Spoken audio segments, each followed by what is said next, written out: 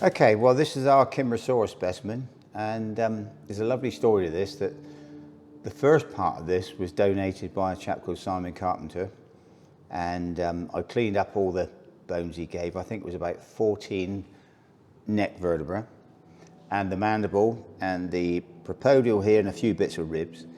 And then that was probably a year and a half ago, maybe even longer. Time goes on so quickly. And what it represented, in point of fact, what he initially gave us was the most important specimen that's actually in any museum to date.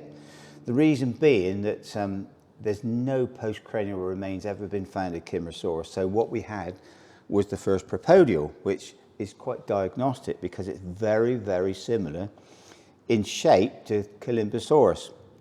Except there's one thing that makes it a little bit different, is the fact of size. This is a lot smaller. And when we look at what he gave us, we see some of the neural arches are all fused onto the centre, indicating it's an adult. So that would tell me that this probably might be about the maximum size of this prepodial. So that's really good.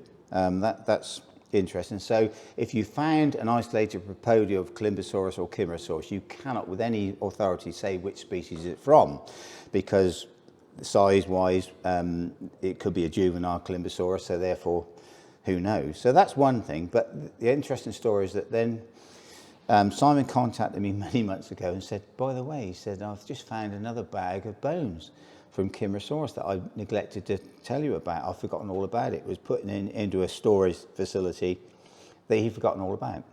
And so what we've got now, I think it came with about 7 extra vertebrae.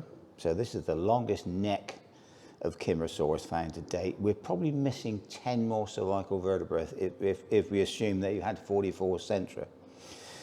So it's missing 10. We got a few more paddle bones, a few more paddle digits, and a few bits of ribs. So this is really the most complete Kimmerosaurus you'll see anywhere to date.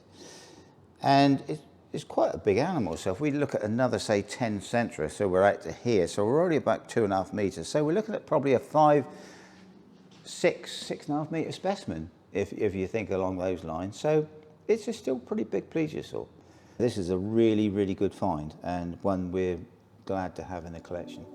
That's all we've got for you today from the Etches collection. Thank you so much for watching. Don't forget to like and subscribe for more, and hopefully we'll see you next time.